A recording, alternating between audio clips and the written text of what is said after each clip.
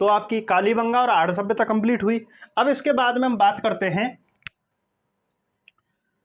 राजपूताने में चलते हैं, यानी कि मध्यकाल में, और एक शासक हैं मेवाड़ में महाराणा कुंभा।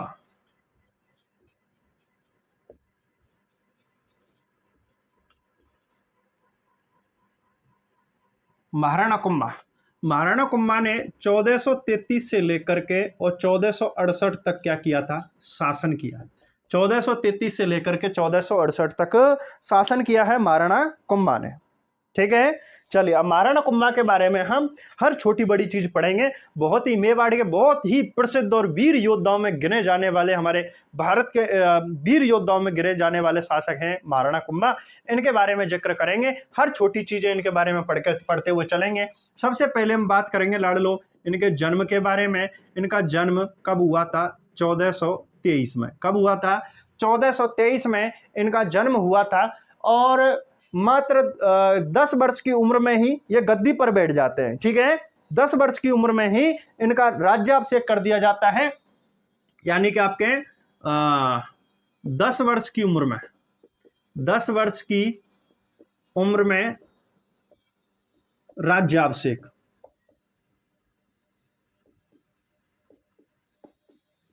दस वर्ष की उम्र में राज्याभिषेक कर दिया जाता है, और इनका जो राज तिलक होता है लाडलो, वो कहां पर होता है, सोजत में। कहां पर होता है, सोजत के किले में इनका राज्याभिषेक किया जाता है। कहां पर किया जाता है, सोजत के किले में किया जाता है। और जो सोजत का किला है वर्तमान में भी आपके पाली जिले में पड़ता है। कहां पड़ता है, यानी कि वर्तमान में भी आपका जो सोजत है वो कहां पड़ता है, पाली में ही पड़ता है। ठीक है साहब, चलो। तो 1423 में जन्म हुआ, 10 वर्ष की उम्र में इनका क्या कर दिया गया, राज्याभिषेक कर दिया गया। ठीक है, चलिए और आगे पढ़ते हैं। इनके जो पिता हैं, ठीक है, पिता का नाम था राणा मोकल। क्या नाम था, राणा मोकल। ठीक है, राणा मोकल, जो कि झिलवाड़ा के मैदान में, झिलवाड़ा पड़ता है गुजरात में, ठीक है, झिलवाड़ा के मैदान में धोखा देकर के इनके पिता की हत्या कर दी जाती है। ठीक है, आगे पढ़ते हैं इनकी माता के बारे में। इनकी जो माता है, माता का नाम था सौभाग्य देवी। क्या नाम था, सौभाग्य देवी। परमार रानी सौभाग्य देवी के गर्भ से पैदा हुए थे कौन, महाराणा कुंभा। ठीक है, इनके पिता की हत्या कर दी जाती है झिलवाड़ा के मैदान में।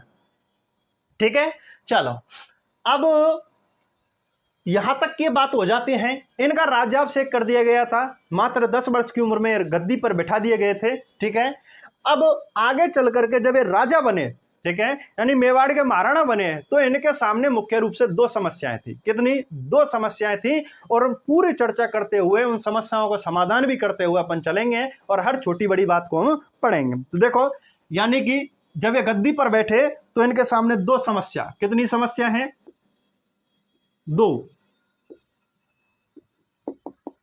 जिनमें से पहली समस्या तो है वो है पिता मोकल के हत्यारों को सजा देना। ठीक है, यानी कि इनके पिता मोकल की जिसने हत्या की थी उनको सजा देना। ठीक है, उन्हें अपने अंजाम तक पहुंचाना, उनको मृत्यु तक पहुंचाना, यह महाराणा कुंभा का पहला काम था। और दूसरी जो समस्या थी, दूसरी क्या समस्या थी, मेवाड़ में रणमल के प्रभाव को खत्म करना। रणमल के प्रभाव को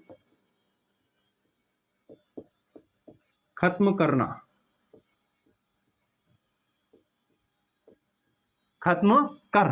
ठीक है।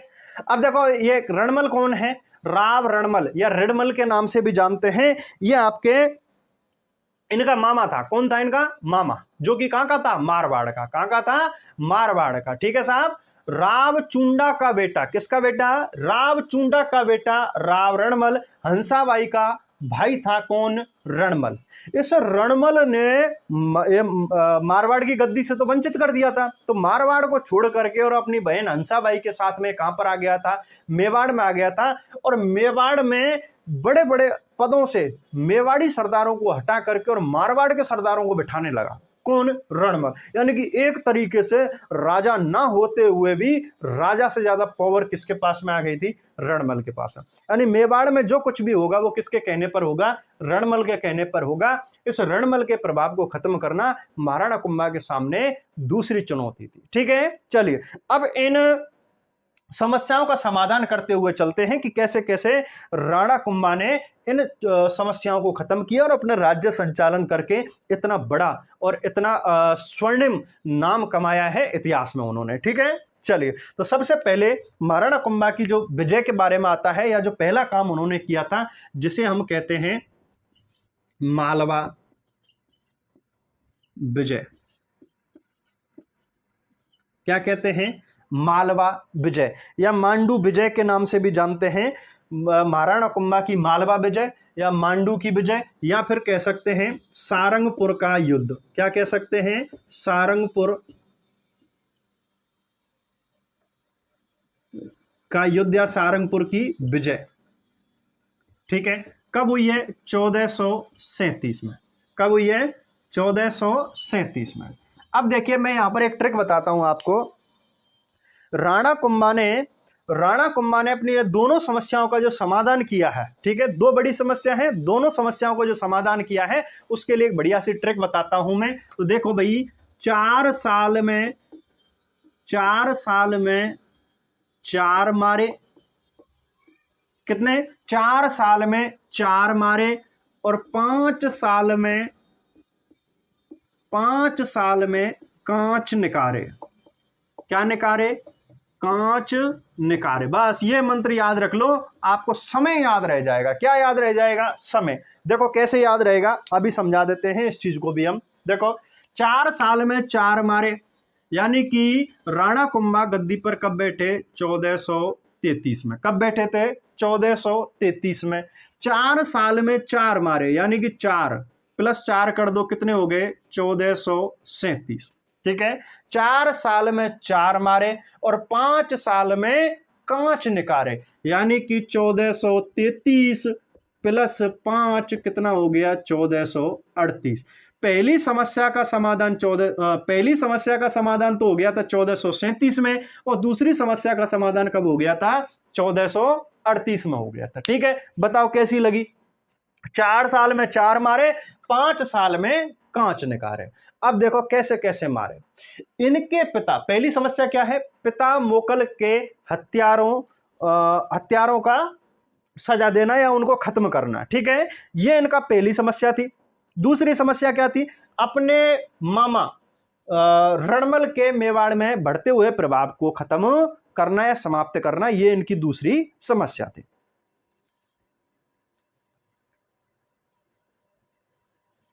अब देखो सुनो, हुआ क्या? पिता मोकल के जो हत्यारे थे, इनके मोकल के हत्यारे जो थे उनमें नाम था मेहपा पवार। ठीक है, चाचा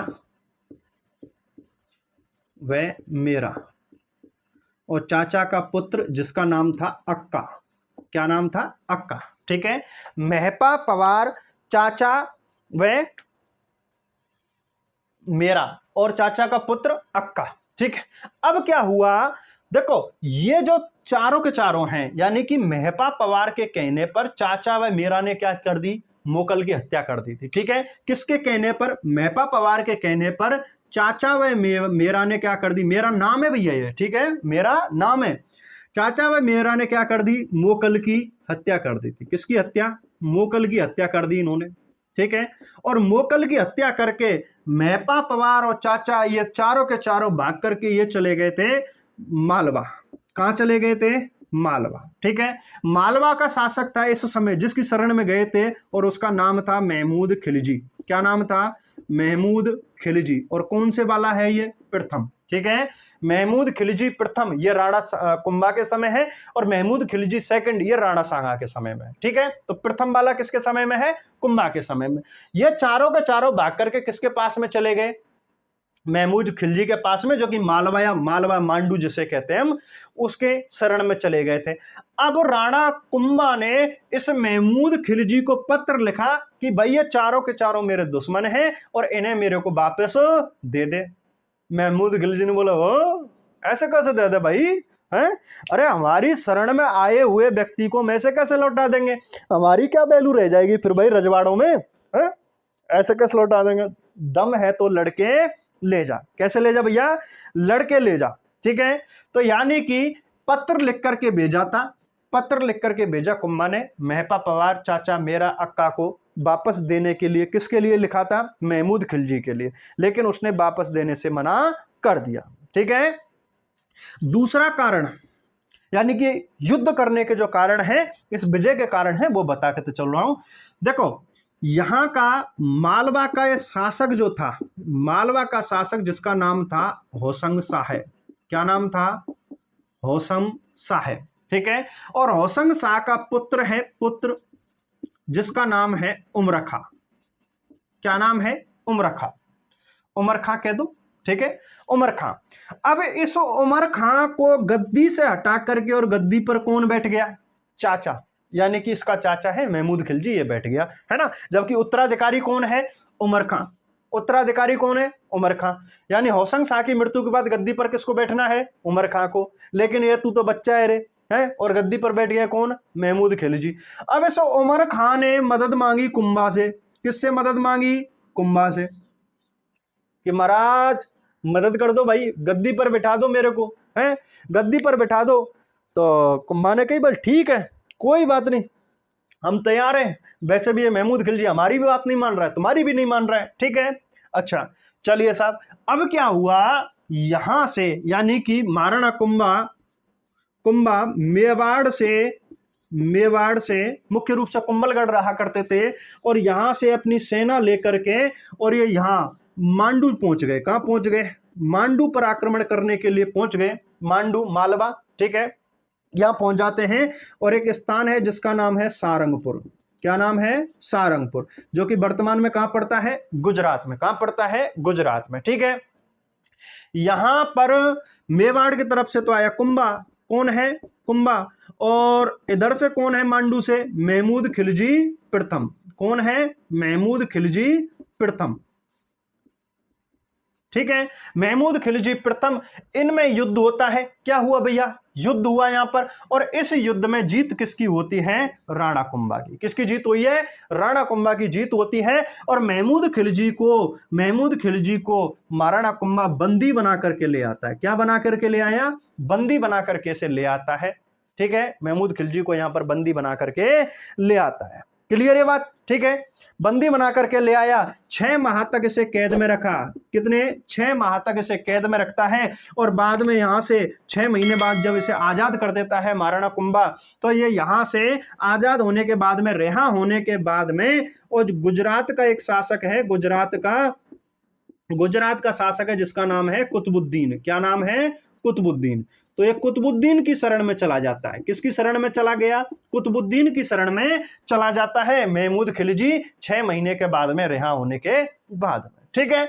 अब लाडलो यहां पर ध्यान देना है कि महाराणा कुंभा ने इन चारों को यहां से क्या कर लिया, अरेस्ट कर लिया, पकड़ लिया, चाचा मेरा अक्का को, ठीक है। और इन चारों को क्या दे दिया, मृत्यु दंड, क्या दिया, चारों को मृत्यु दंड दे करके, और अपने पिता की हत्या का क्या ले लिया, बदला ले लिया, क्या ले लिया, अपने पिता का हत्या का बदला। यानी कि पहली समस्या तो हो जाती है इसकी समाप्त। अब ये युद्ध जो हुआ था 1437 में हुआ था, कब हुआ, 1437 में, कहां पर हुआ था, सारंगपुर नामक स्थान पर हुआ था। और इसी विजय के उपलक्ष्य में महाराणा कुंभा ने चित्तौड़गढ़ के किले में, किसमें, चित्तौड़गढ़ के किले में एक विजय स्तंभ का निर्माण कराया था। किसका निर्माण कराया, विजय स्तंभ का निर्माण कराया था, 9 मंजिला विजय स्तंभ का निर्माण करवाया, जिसका निर्माण 1440 में शुरू हुआ और 1448 में जाकर के पूर्ण हुआ था, ठीक है। मालवा विजय के उपलक्ष्य में महाराणा कुंभा ने चित्तौड़गढ़ में विजय स्तंभ का निर्माण करवाया था, या कह सकते हैं कि सारंगपुर युद्ध की विजय के उपलक्ष्य में महाराणा कुंभा ने चित्तौड़ में विजय स्तंभ का निर्माण करवाया था, या कह सकते हैं मांडू के महमूद खिलजी प्रथम पर विजय प्राप्त करने के उपलक्ष्य में महाराणा कुंभा ने चित्तौड़ में विजय स्तंभ का निर्माण कराया था। कुछ भी कह दीजिए, विजय स्तंभ का निर्माण करा दिया था। अब 4 साल बाद यानी कि 1433 में शासक बना है, और 1437 में यानी 4 वर्ष बाद ही अपनी पहली समस्या का समाधान इसने कर दिया है। यानी कि 4 साल में 4 मारे। अब 4 मार दिए कि नहीं मारे? महपा पवार, चाचा, मेरा और अक्का, 4 साल में 4 मारे और 5 साल में कांच निकाले। ठीक है। अब 5वें साल की बात कर लेते हैं। 5वें साल में इसने क्या किया था उसकी हम थोड़े सा जिक्र कर लेते हैं। ठीक है, मैं लिख देता हूं यहां पर, एक कहानी में ही समझा दूंगा, बस ज्यादा कुछ नहीं है। दूसरी समस्या का समाधान करना है, यानी कि रणमल की हत्या। रणमल की हत्या कब करी है गुरुजी? 1438 में।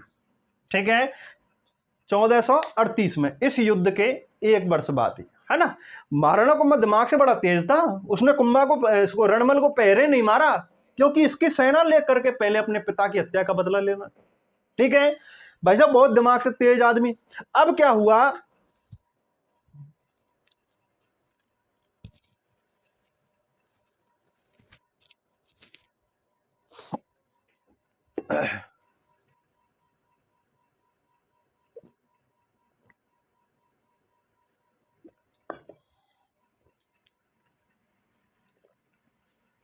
हाँ जी सुनिए साहब, अब क्या हुआ, पहली समस्या खत्म कर दी, दूसरी समस्या को खत्म करने के लिए सोच रहा है। अब देखो, 4 साल में 4 मारे, 5 साल में कांच निकाले। ठीक है, यानी कि 5 साल बाद, है ना, 1433 में शासक बना, 5 साल बाद यानी कि 1438 में कांच निकाले। क्या निकाले? कांच निकाले।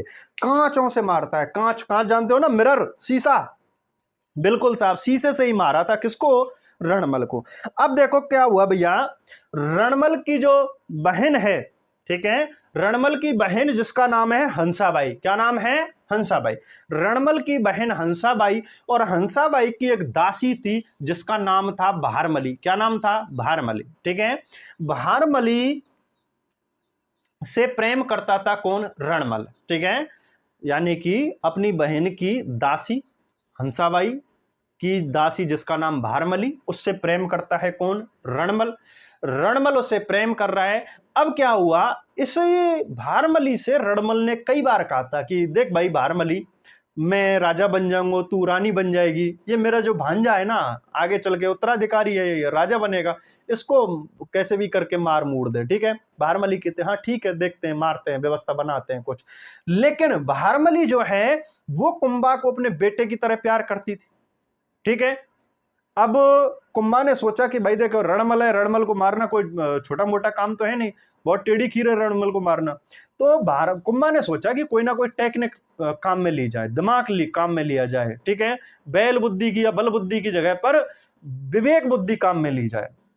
तो साहब क्या किया, कुंभा ने भारमली से कहा कि देख भारमली, तू मेरे को एक बेटे की तरह प्यार करती है और एक काम है। बोले क्या काम है बताओ? बोले ये रणमल को मारना है। बोले ठीक है मार देंगे। बोले कैसे मारना है? बोले मेरे ऊपर है, मैं मार दूंगी अपने आप। ठीक है, बोले वाह क्या बात है।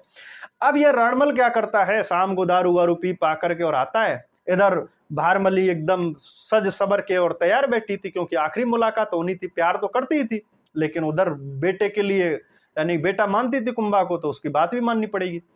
अब क्या हुआ, रणमल आया। रणमल आकर के और जब देखा उसने, अरे Bharmali wow, you are looking very गचागच, ठीक है, लुकिंग वेरी ब्यूटीफुल। तो साहब इधर भारमली पैक लेकर के बैठी हुई थी, बोले ले महाराज, पैक पे पैक, पैक पे पैक बना के दिए जाए, बेटा टुल्ल कर दिया। ठीक है, अब कहते हैं कि इस भारमली ने उस शराब में कांच पीस करके मिला दिया था, और उस कांच को पीने से ही क्या हो जाती है, इसकी, रणमल की मृत्यु हो जाती है। जब रणमल की मृत्यु हुई थी, यानी कि रणमल की जब हत्या की गई थी, ठीक है, कहते हैं कि ये बेहोश हो गया था, कांच पीने से भी मरा नहीं, और कुंभा आता है और कहते हैं कि कुंभा इसको सोते हुए को मार देता है। ठीक है, जब रणमल की हत्या की गई थी तो उस समय इसका बेटा, जिसका नाम था रावजोधा, क्या नाम था? रावजोधा, जो कि जोधपुर नगर की स्थापना करता है 1459 में। ठीक है, वो जोधा भी यही था, मेवाड़ में ही था। तो कहते हैं कि जो एक शहनाई बजाने वाला वादक होता है वो एक धुन निकालता है कि जोधा भाज सके तो भाज, ऋणमल तो मारी क्यों। ठीक है, ऐसी धुन निकालता है जो शहनाई वादक है, और उसकी धुन सुन करके जो राव जोधा है वो भागना यहां से शुरू करता है, मेवाड़ से भागना शुरू करता है, और भागते भागते कहां पहुंचता है?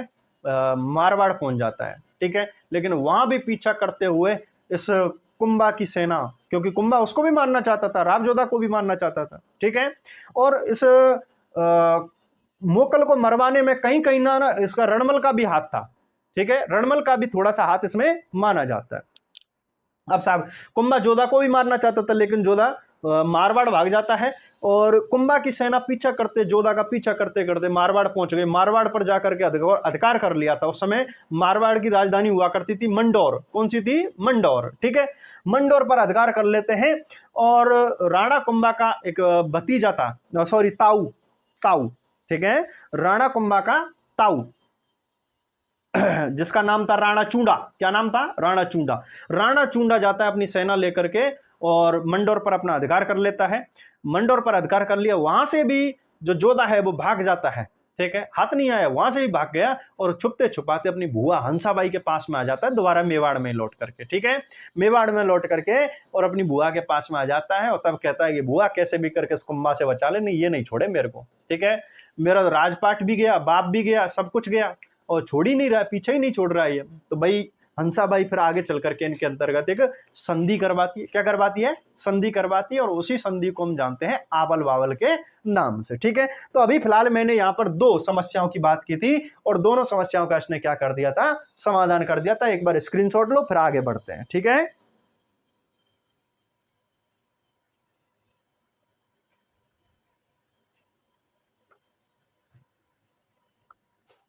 इसका ध्यान रखना, मैंने यहां समझा है ना कि महमूद खिलजी भाग करके किसकी शरण में चला गया था? कुतुबुद्दीन शाह की शरण में चले जाता है, जो कि कहां का शासक है? गुजरात का, क्योंकि आगे आएगा वापस लौट करके। ठीक है, हाँ जी, चले आगे चले।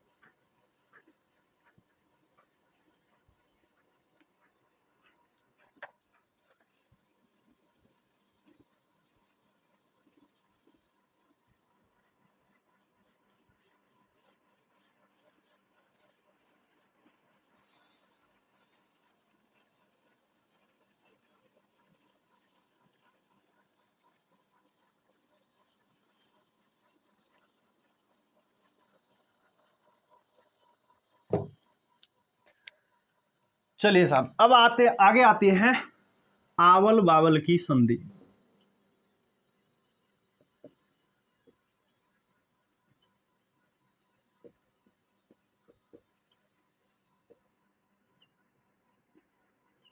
आवल बावल की संधि जो कि कब होती है? 1453 में। कब है लाडलो? 1453 में। ठीक है साहब, देखो सुनो, आवल बावल की संधि जो है मेवाड़ व मारवाड़ के मध्य होती है। ठीक है, क्योंकि मेवाड़ पर किसका अधिकार है? राणा कुंभा का अधिकार है, और मारवाड़ पर भी किसका अधिकार हो गया है? राणा कुंभा का अधिकार हो गया है। ठीक है, राणा कुंभा का अधिकार हो जाता है मारवाड़ पर भी, दोनों जगह हो जाता है। और देखो भाई, जो हंसाबाई है, हंसाबाई कहां की बेटी थी? मारवाड़ की बेटी थी। ठीक है, मारवाड़ की बेटी थी। तो ये जो हंसाबाई है, ये दोनों के मध्य मेवाड़ व मारवाड़ की सीमाओं का निर्धारण करवाती है, और दोनों को अपना राज्य, यानी कि मारवाड़ वालों को अपना राज्य वापस दिलवाने में मदद करती है, उनके मध्य एक संधि करवाती है, और इसी संधि को जाना जाता है आवल बावल की संधि के नाम से। अब आवल बावल का अर्थ क्या है, तो वो देख लीजिए। आवल का अर्थ होता है आंवला। क्या अर्थ होता है? आंवला, या फिर हम कह सकते हैं आम। ठीक है, आवल बावल, और बावल का अर्थ होता है बबूल। क्या होता है? बबूल।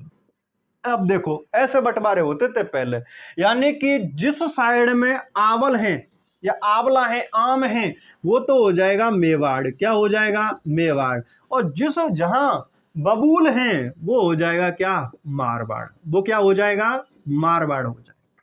ठीक है साहब। यानी कि एक बीच में लाइन खींच दी गई, ऐसे एक लाइन खींच दी गई, ये लाइन खींच दी गई। इधर की साइड का तो क्या हो गया? मेवाड़, और इधर की साइड का क्या हो गया? मारवाड़ हो गई। बीच में संधि कौन करवा रही है? हंसाबाई। क्या करवा रही है? संधि करवा रही है दोनों के मध्य। ठीक है, हंसाबाई संधि करवा रही है। कहां? इसका जो केंद्र बिंदु बनाया था इन्होंने, वो बनाया है सोजत को। किसको बनाया है? सोजत को। लाडलो सोजत वर्तमान में भी कहां पड़ता है? पाली में। ठीक है, यानी कि ये क्या है? इसका केंद्र बिंदु। ठीक है, केंद्र बिंदु। सोजत का किला इसका केंद्र बिंदु बनाया गया। मेवाड़ की तरफ से कौन है? राणा कुंभा। कौन है भैया? राणा कुंभा। और मारवाड़ की तरफ से कौन है? राव जोधा। कौन है? राव जोधा। बात समझ में आई कछू? अरे आई का रहे। यानी कि आवल बावल की संधि 1453 में हुई थी। किसके सहयोग से हुई थी? हंसाबाई के सहयोग से। आवल बावल की संधि का केंद्र बिंदु किसे बनाया गया? सोजत पाली को बनाया गया। आवल बावल की संधि किस किस के मध्य हुई थी? मेवाड़ व मारवाड़ के मध्य हुई थी, या कह सकते हैं राणा कुंभा व राव जोधा के मध्य हुई थी। इसका केंद्र बिंदु किसे बनाया? सोजत पाली को बनाया गया। और मेवाड़ व मारवाड़ की सीमाओं का क्या कर दिया गया? निर्धारण कर दिया गया। इसी को कहते हैं हम आवल बावल की संधि। क्या कहते हैं भैया? आवल बावल की संधि के नाम से इसको जाना जाता है। अब राव जोधा ने क्या किया? राव जोधा ने सोचा कि भाई देखो, कुंभा या कुंभा से जीत तो सकते ही नहीं। ठीक है, जीत तो सकते ही नहीं। इसी कारण राव जोधा की एक बेटी थी, बेटी। ठीक है, राव जोधा की एक बेटी थी जिसका नाम था श्रृंगार देवी। ऐसे ही लिखेंगे, श्रृंगार देवी। ठीक है, श्रृंगार देवी। और इधर कुंभा का एक बेटा था जिसका नाम था रायमल। क्या नाम था? रायमल। इस श्रृंगार देवी का विवाह कर दिया किसके साथ में? किसके साथ में रे?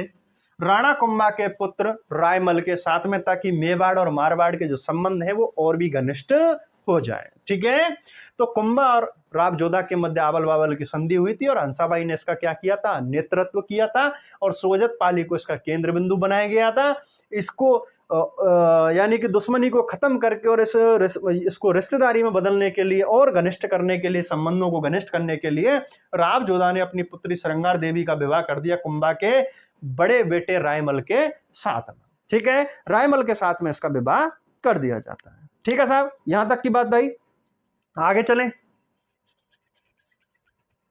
आवल बावल की संधि हो गई। चलो,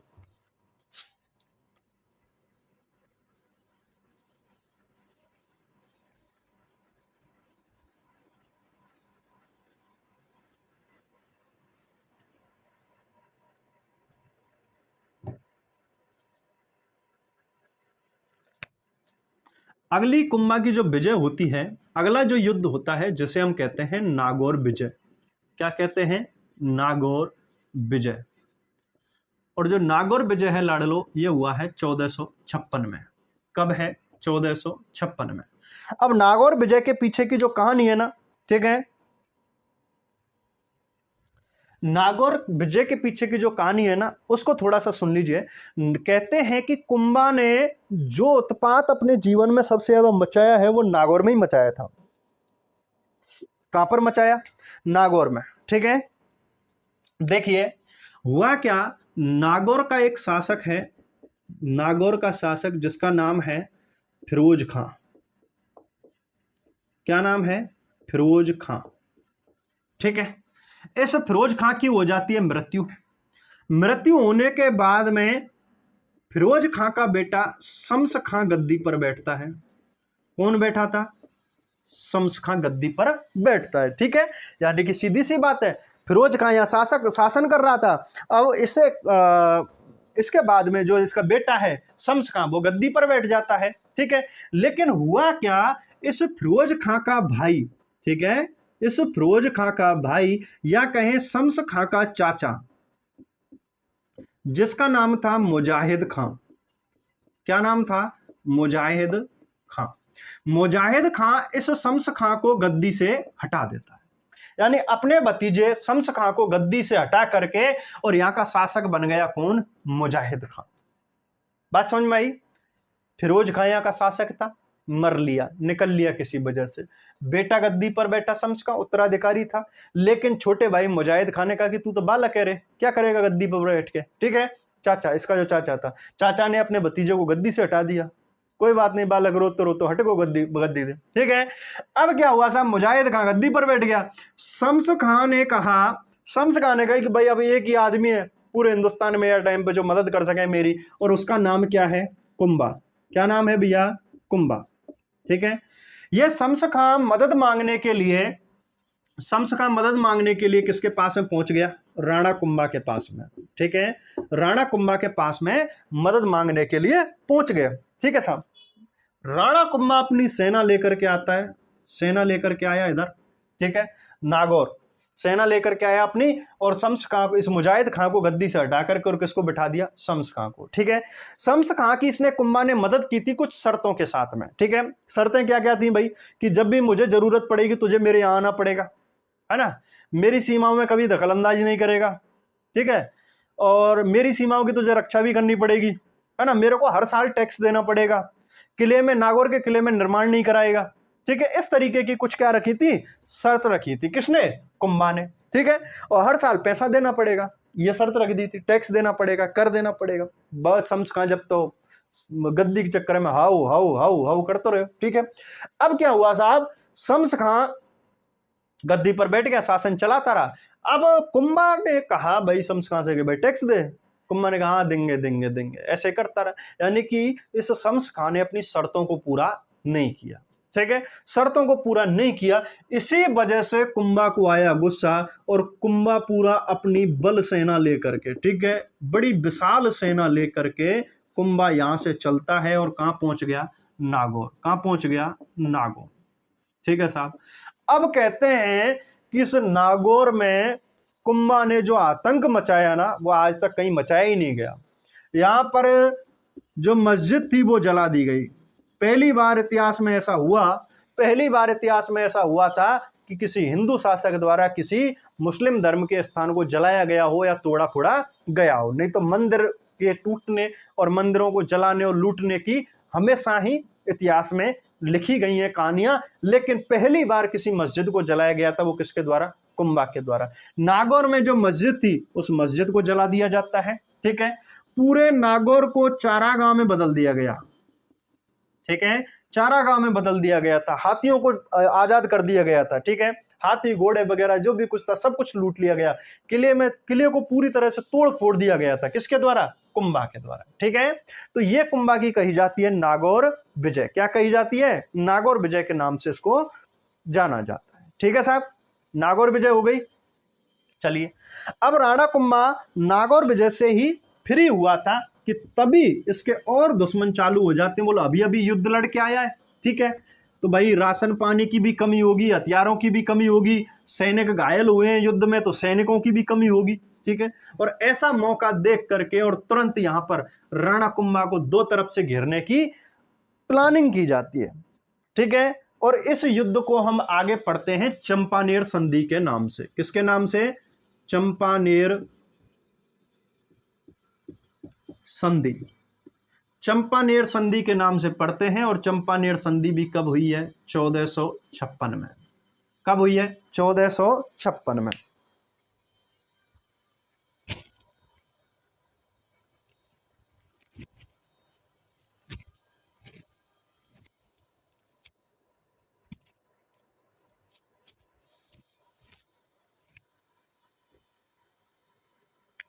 अब देखो साहब, चंपानेर संधि किस किस के मध्य हुई है?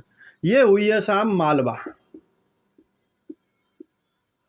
ठीक है, मालवा और गुजरात, है ना। मालवा का शासक है जिसका नाम है महमूद खिलजी प्रथम। क्या नाम है? महमूद खिलजी प्रथम। वही महमूद खिलजी प्रथम है जो कि सारंगपुर युद्ध में राणा कुंभा के द्वारा बंदी बनाया गया था और 6 महीने बाद इसे रिहा कर दिया गया था। रिहा होने के बाद में किसके पास चला गया था? गुजरात के शासक जिसका नाम क्या है? कुतुबुद्दीन शाह। क्या नाम है? कुतुबुद्दीन शाह की शरण में चला गया था। ठीक है, कुतुबुद्दीन शाह की शरण में चला गया था, है ना। अब क्या हुआ, इस महमूद खिलजी का एक सेनापति था जिसका नाम था ताज खां। क्या नाम था? ताज खां। वो ताज खां कुतुबुद्दीन शाह को प्रेरित करता है इस संधि के लिए। ठीक है, संधि के लिए क्या है? संधि के तहत कि भाई देखो, हम दोनों के दोनों कहां पर युद्ध आक्रमण करेंगे? मेवाड़ पर। कहां पर आक्रमण करेंगे? दोनों के दोनों मेवाड़ पर आक्रमण करेंगे। ठीक है, आधा मेवाड़ तेरा, आधा मेवाड़ मेरा। आधा मेवाड़ मेरा और आधा मेवाड़ तेरा। संधि किसने करवाई है? ताज खान ने, जो कि कौन है? महमूद खिलजी का सेनापति। क्योंकि महमूद खिलजी सारंगपुर युद्ध में जो हार हुई थी उसका बदला लेना चाहता था। किससे? राणा कुंभा से। और साथ में ले लिया किसको? कुतुबुद्दीन शाह को।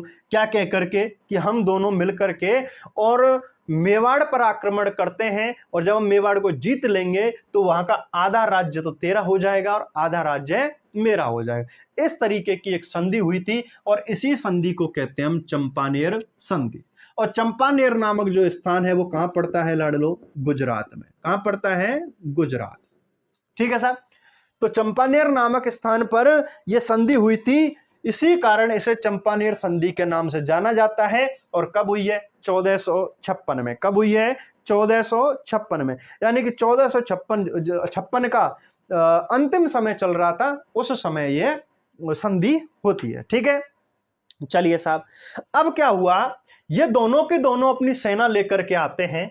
इधर से कुतुबुद्दीन शाह अपनी सेना लेकर के आ गया और चढ़ाई कर दी इसने कुंभलगढ़ पर। कहां कर दी? कुंभलगढ़। ठीक है, इधर से महमूद खिलजी भी अपनी सेना लेकर के आया और इसने आक्रमण किया बदनौर में। कहां पर किया? बदनौर में। ठीक है,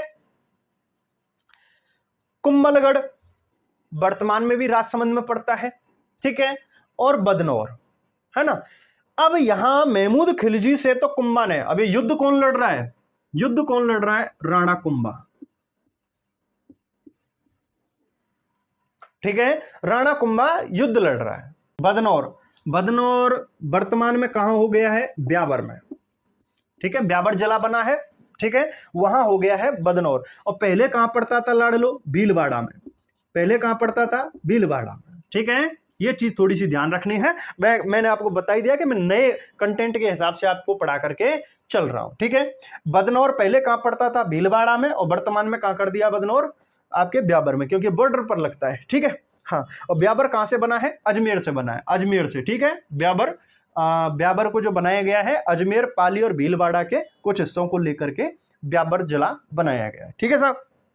अब देखिए, इधर कुंभा से कुतुबुद्दीन शाह इसने आक्रमण किया था कहां पर? कुंभलगढ़ पर। कहां पर किया था? कुंभलगढ़ पर।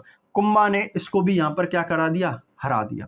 इधर बदनौर में महमूद खिलजी प्रथम ये आया युद्ध करने के लिए और इसको बदनौर में हरा दिया था। किसने हरा दिया? महाराणा कुंभा ने। यानी कि इनकी दोनों की संयुक्त सेना को, ठीक है, देखो 1456 में तो हुई, लेकिन अगर युद्ध की बात करें तो युद्ध हुआ था 1457 में। कब हुआ था? 1457 में, क्योंकि संधि तो 1456 के अंत महीने में जाकर के हुई थी, और जो युद्ध है ये 1457 में जाकर के युद्ध हुआ था। ठीक है साहब, यहां तक की बात समझ में आई? तो कुंभा ने इन दोनों को कहा, तो ये सोच रहे थे कि आधा आधा मेवाड़ ले लेंगे, यहां आधा भी नहीं आया इनके हाथ में और दोनों को मुंह की खानी पड़ी गजब तरीके से। ठीक है, तो भैया कुंभा की इस युद्ध में क्या होती है? विजय होती है। ठीक है, विजय होती है, और कुंभा ने इस विजय के उपलक्ष्य में बदनौर में एक मंदिर बनवाया जिसे कहते हैं हम कुशाला माता मंदिर। क्या कहते हैं? कुशाला माता मंदिर। और कुशाला माता का जो मंदिर है वो किसके द्वारा बनवाया गया? राणा कुंभा के द्वारा। चंपानेर विजय के कह सकते हैं, चंपानेर संधि विजय के उपलक्ष्य में, और बदनौर में इस मंदिर का निर्माण कुंभा के द्वारा करवाया गया था। ठीक है, तो यह कुंभा का क्या है? चंपानेर संधि वाला युद्ध। ठीक है साहब, तो कुंभा के जो मुख्य युद्ध हैं वो तो हो जाते हैं यहीं पर समाप्त। ठीक है, कुंभा के जो युद्ध हैं मुख्य वो तो यहीं पर समाप्त हो जाते हैं, और आगे का जो कुछ चीज है वो आप थोड़ा सा एक बार इसकी मृत्यु कार्य कर लेते हैं, फिर उपनाम और गुरुओं के वगैरह और कुछ चीजें हैं निर्माण वगैरह वो एक साथ कर लेंगे हम, है ना। तो उधर देखिए साहब, हुआ क्या,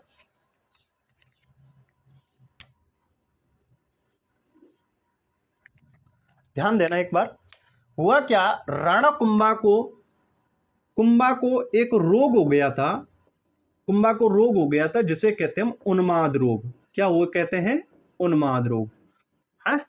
उन्माद रोग, उन्माद रोग क्या होता है, यानी कि वैसे कहते हैं कि एक रक्त विकार भी होता है, और दूसरा ये होता है कि इसमें इंसान की जो सोचने समझने की शक्ति है वो बिल्कुल खत्म हो जाती है, यानी कि उसे कुछ याद ही नहीं रहता, वो होता है उन्माद रोग। यानी कि राणा कुंभा को क्या हो गया था, उन्माद रोग हो गया था, और ये अपने जीवन के अंत समय में कुंभा रहते थे कुंभलगढ़ में। कहां पर रहते थे, कुंभलगढ़ में। ठीक है भैया, कुंभलगढ़ में रहते थे, और यहां पर एक मंदिर बना हुआ है जिस मंदिर का नाम है मामादेव मंदिर,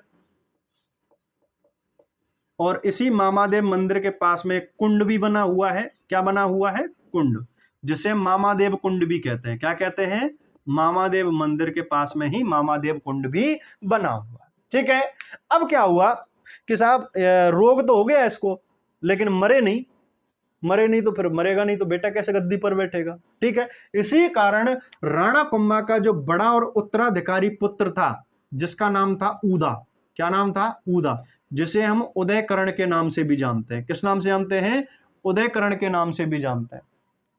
उदा ने सोची यार पापा ना तो गद्दी से हट रहे, वैसे मेंटल है, कुछ याद नहीं रहता है, लेकिन गद्दी पर जम करके बैठे हुए हैं, ये तो गलत है भाई, अन्याय हो रहा है।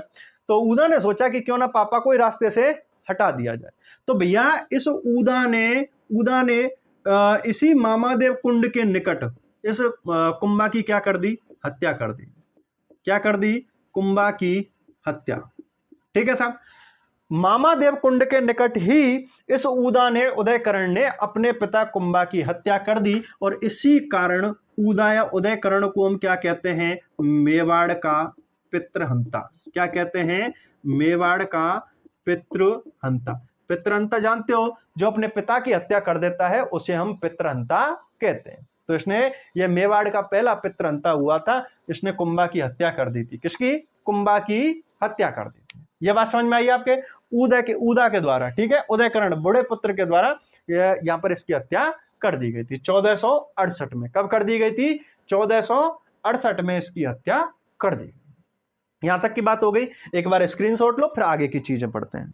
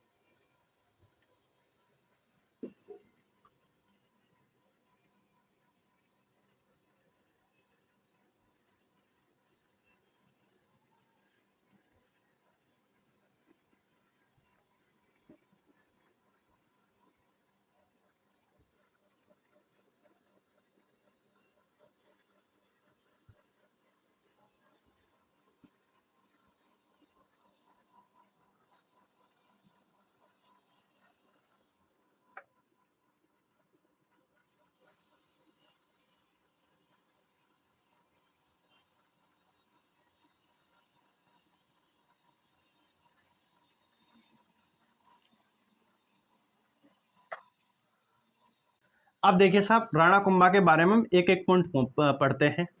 कुंभा का शासनकाल, कुंभा का जो शासनकाल है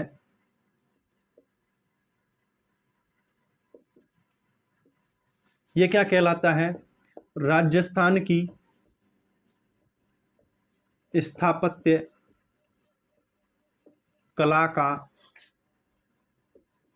स्वर्ण युग। ठीक है, राजस्थान की स्थापत्य कला का स्वर्ण युग किसका शासनकाल कहलाता है, महाराणा कुंभा का शासनकाल कहा जाता है। राजस्थान की स्थापत्य कला का जनक किसे कहा जाता है? राणा कुंभा को कहा जाता है।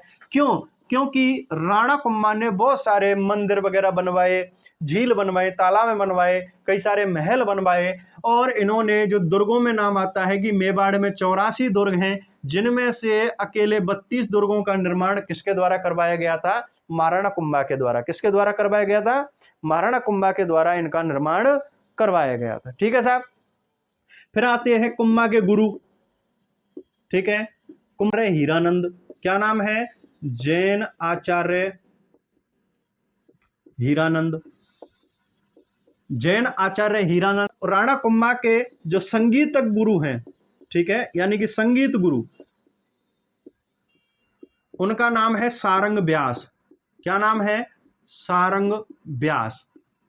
राणा कुंभा की एक संगीतज्ञ पुत्री है, संगीतज्ञ पुत्री, और इसका नाम है रमाबाई। क्या नाम है? रमाबाई। इसी को हम बागेश्वरी के नाम से भी जानते हैं। और क्या कहते हैं इसको? बागेश्वरी के नाम से भी इस रमाबाई जो कि इनकी पुत्री है उसको हम जानते हैं, बागेश्वरी, बागेश्वरी। ठीक है, बागेश्वरी के नाम से भी इसका जानते हैं। और इसी की रमाबाई का ही श्रृंगार चबरी बनी हुई है। क्या बनी हुई है? श्रृंगार चबरी। श्रृंगार चबरी बनी हुई है, और कहां पर? चित्तौड़ में। कहां पर बनी हुई है? चित्तौड़ में बनी हुई है। ठीक है, हाँ जी। राणा कुंभा के शिल्पी, शिल्पकार कौन कौन थे? नापा, पामा, पूंजा और एक मंडन। और कौन है? मंडन। ये कौन थे? राणा कुंभा के शिल्पकार। ठीक। फिर है कीर्ति स्तंभ, कीर्ति स्तंभ के शिल्पकार।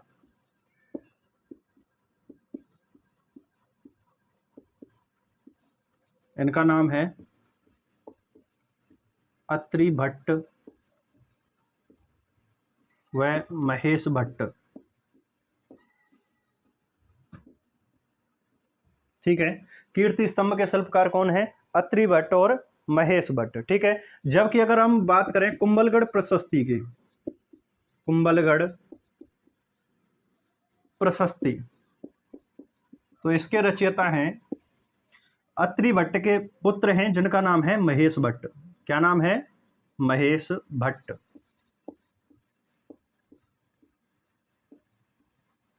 कुंभलगढ़ दुर्ग में लगी हुई है कुंभलगढ़ प्रशस्ति, जिसके रचयिता कौन है? महेश भट्ट। ठीक है, ये इनके कुछ शिल्पकार या फिर कह सकते हैं कि इनके दरबार के विद्वान हुआ करते थे, और राणा कुंभा स्वयं बड़े विद्वान रहे हैं, तो उनके द्वारा भी कुछ ग्रंथ की रचना की गई है, उनके द्वारा, उनकी बात कर लेते हैं हम। ठीक है, तो हम यहाँ बात करेंगे कुंभा द्वारा रचित ग्रंथ। कुंभा के द्वारा जो ग्रंथ लिखे गए हैं उनकी हम बात कर लेते हैं। रसिक प्रिया, सूड प्रबंध, कामराज, रतिसार।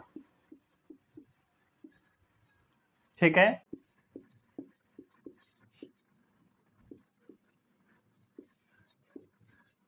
संगीत मीमांसा,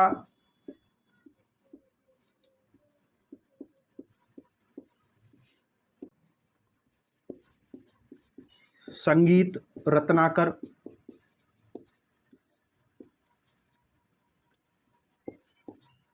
संगीत क्रमदीपिका।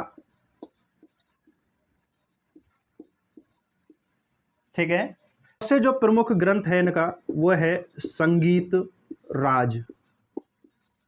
ठीक है, संगीत राज जो ग्रंथ है ये 5 भागों में लिखा गया है। कितने भागों में? 5 भागों में। रत्नकोश, गीत रत्नकोश, वाद्य रत्नकोश,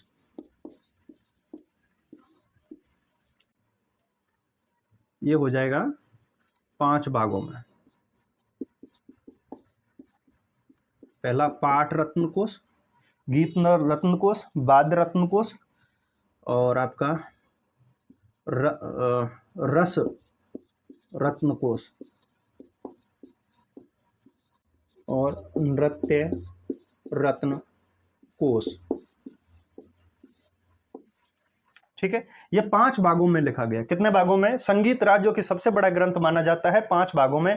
पाठ रत्न कोश, गीत रत्न कोश, वाद्य रत्न कोश, नृत्य रत्न कोश और रस रत्न कोश। ठीक है, इन 5 भागों में ये ग्रंथ लिखा गया है। ठीक है, इसके अलावा भी कुछ और आते हैं, जैसे कि गीत गोविंद वाद, गीत गोविंद वाद, हरिवार्तिक, राजवर्धन। ठीक है, ये मुख्य ग्रंथ हैं आपके राणा कुंभा के द्वारा रचित। ठीक है, एक बार स्क्रीनशॉट ले लीजिए इसका, फिर आगे चलते हैं।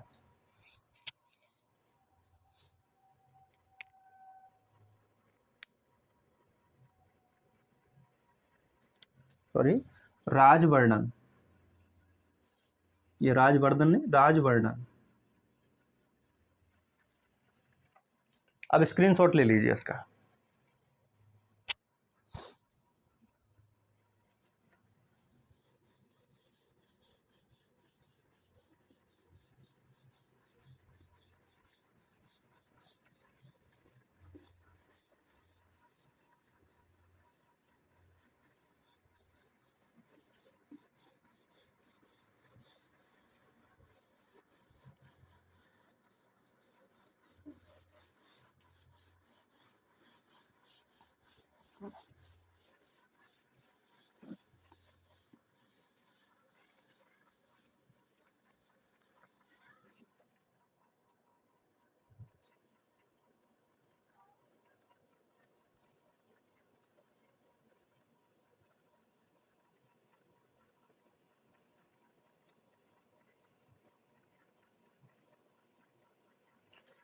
ये जो ग्रंथ थे ये तो कुंभा के द्वारा लिखे गए थे। अब कुंभा का जो दरबारी शिल्पकार है जिसका नाम है मंडन, क्या नाम है? मंडन। ठीक है, मंडन द्वारा जो ग्रंथ लिखे गए उनके बारे में हम चर्चा कर लेते हैं, क्योंकि मंडन ने भी कई सारे, क्योंकि एक महत्वपूर्ण शिल्पकार था राणा कुंभा के दरबार में, उसने भी शिल्प कला से संबंधित कई सारे ग्रंथ लिखे हैं, उनके बारे में चर्चा कर लेते हैं।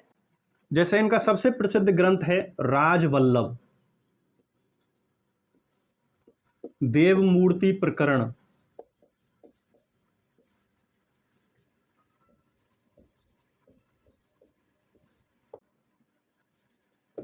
कोदंड मंडन, शाकुन मंडन,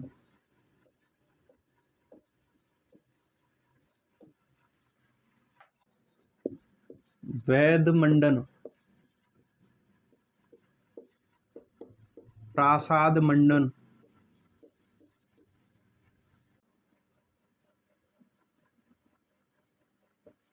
रूप मंडन,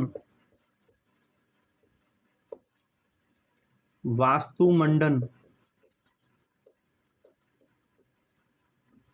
और वास्तुसार। ये किसके द्वारा लिखे गए? मंडन। ठीक है, राणा कुंभा के दरबारी शिल्पकार मंडन के द्वारा लिखे गए ग्रंथ हैं। इनके अलावा मंडन का एक पुत्र था, ठीक है, जिसका नाम गोविंद, गोविंद के द्वारा भी कुछ ग्रंथ लिखे गए हैं। ठीक है, मंडन के पुत्र गोविंद द्वारा, जैसे उद्धार धोरणी, कला निधि, द्वार दीपिका। ठीक है, ये ग्रंथ किसके द्वारा लिखे गए हैं? मंडन का जो पुत्र है गोविंद, उसके द्वारा इन ग्रंथों की रचना की गई है। मंडन का एक भाई था जिसका नाम है नाथा। क्या नाम है? नाथा। नाथा ने वास्तु मंजरी नामक ग्रंथ की रचना की है, और ये पिछले एक एग्जाम हुआ था उसमें एक क्वेश्चन पूछा गया था। ठीक है, वास्तु मंजरी ग्रंथ की रचना किसके द्वारा की गई है? नाथा के द्वारा। नाथा कौन है? मंडन का भाई, और गोविंद कौन है? मंडन का पुत्र। ठीक है, कान्हा व्यास के द्वारा कौन सा ग्रंथ लिखा गया है? यह भी एग्जाम में कई बार पूछा गया है। एक लिंग महात्म्य, ठीक है, एक लिंग महात्म्य ग्रंथ किसके द्वारा लिखा गया है? कान्हा व्यास के द्वारा। राणा कुंभा के दरबारी कवि, जो कि सबसे प्रसिद्ध था दरबारी कवि, और उनका नाम है मेहा। क्या नाम है? मेहा, ठीक है। सबसे प्रतिष्ठित दरबारी कवि कहा जाता है मेहा, और मेहा के द्वारा एक ग्रंथ भी लिखा गया था जिसका नाम है तीर्थमाला ग्रंथ। क्या नाम है? तीर्थमाला ग्रंथ, ठीक है। बाकी कई सारे जैन दरबारी विद्वान थे, जैन दरबारी विद्वान।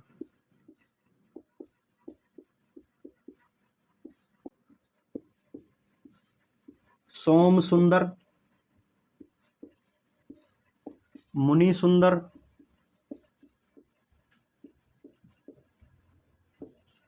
टिल्ला भट्ट,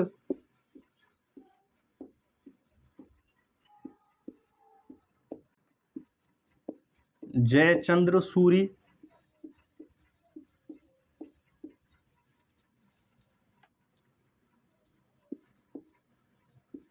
सुंदर भवन सूरी,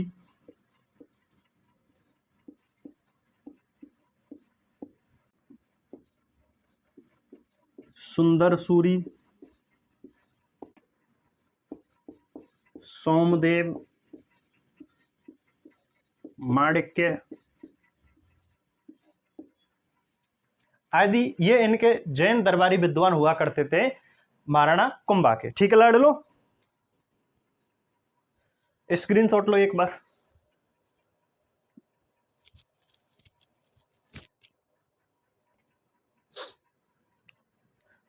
राणा कुंभा बड़ा चैप्टर है, ठीक है, राणा कुंभा बड़ा टॉपिक है, तो इसको क्वेश्चन भी सब बहुत ज़्यादा बनते हैं राणा कुंभा के बारे में, तो आपको इनको ध्यान दे करके एक बार अब मेरे हिसाब से तो इनको रटना ही पड़ेगा आपको, और तो कोई तरीका इनका है नहीं। ठीक है, चलिए आगे चलें। अब लास्ट महाराणा कुंभा के बारे में रह जाता है इनकी उपाधियां।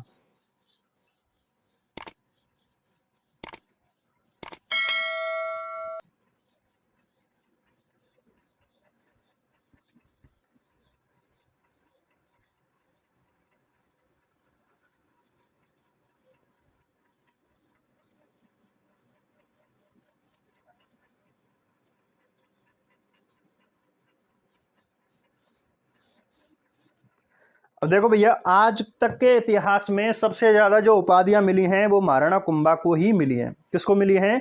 महाराणा कुंभा को। ठीक है, महाराणा कुंभा की उपाधि, उपाधियां, ठीक है साहब। अब देखो महाराणा कुंभा की जो उपाधियां हैं वो इनके ग्रंथों में मिलती हैं, जैसे कि आपके एक तो इनकी उपाधि मिलती है कीर्ति स्तंभ प्रशस्ति में, कीर्ति स्तंभ प्रशस्ति, कुंभलगढ़ प्रशस्ति,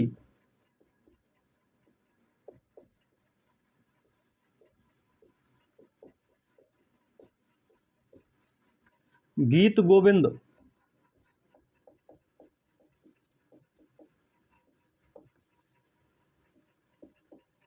रसिक प्रिया, इन ग्रंथों में इनकी उपाधियों का, महाराणा कुंभा की उपाधियों का उल्लेख मिलता है। ठीक है, जैसे कि इनकी उपाधियों की अगर बात करें, भग्नावशेषों का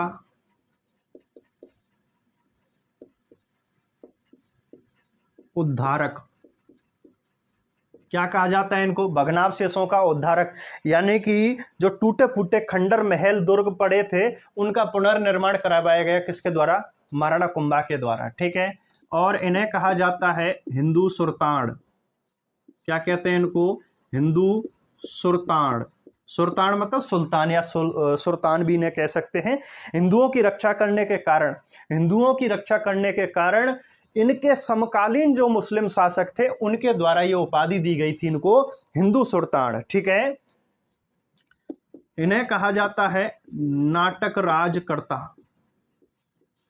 क्या कहते हैं इनको? नाटक राजकर्ता कहते हैं। नाटक राजकर्ता मतलब नृत्य शास्त्र का अच्छा ज्ञाता होने के कारण इन्हें नाटक राजकर्ता भी कहा जाता है। ठीक है। अभिनव भट्टाचार्य,